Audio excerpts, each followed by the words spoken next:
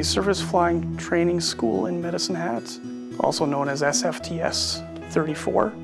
It opened in 1940, but the first airmen who came to train started arriving in the spring of 1941. It was one of many air training facilities across Canada to help train pilots from across the Commonwealth and other Allied forces to take part in the air war that was part of the Second World War.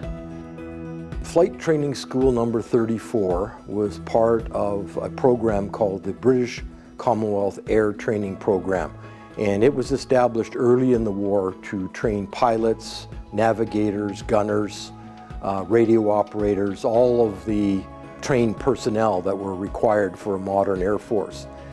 And the idea was that they would be established here on the Canadian plains, in many ways an ideal training area for pilots.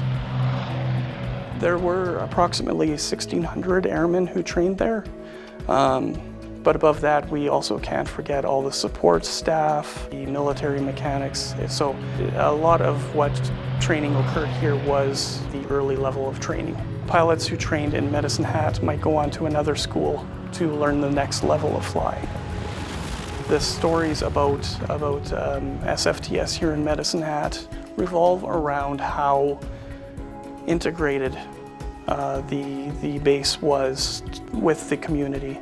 A lot of the men who trained and worked here came from all over the Commonwealth, as well as Allied countries that were occupied by Germany. So there were pilots here, and as well as support staff and support, mechanics, cooks, everything. And then they were, in many cases, being billeted out with local families. So, some of these men to these families were almost like adopted sons.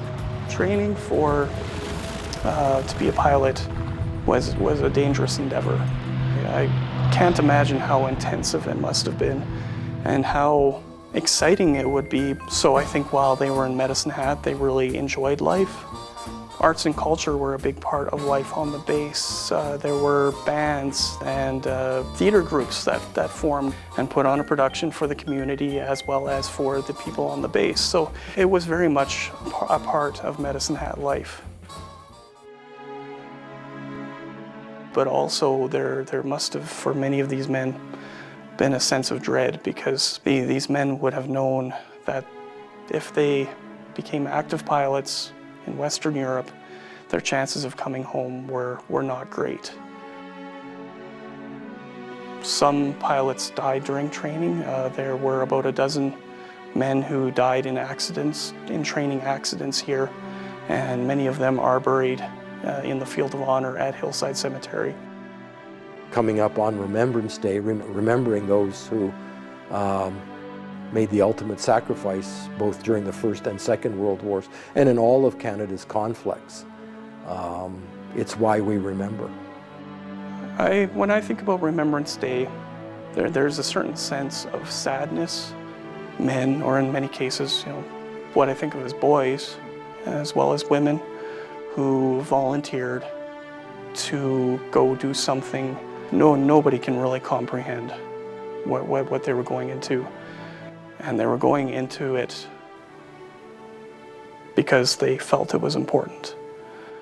Very important, and important enough that they knew they might not come home.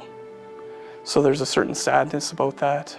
There's a certain pride about that we live in a country where people are willing to do that for their fellow Canadians, for their fellow human beings.